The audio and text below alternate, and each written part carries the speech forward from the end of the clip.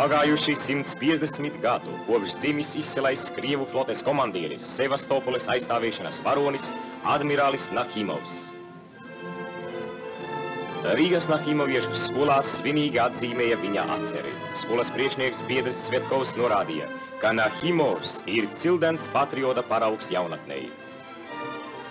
Audzēknis Jurijs Poharevs nodeva Ļeņingradas Nahimoviešu sveicienus.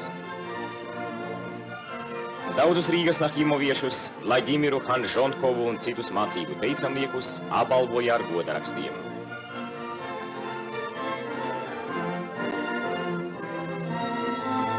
Audzēkņi sagatavojuši plašu izstādi.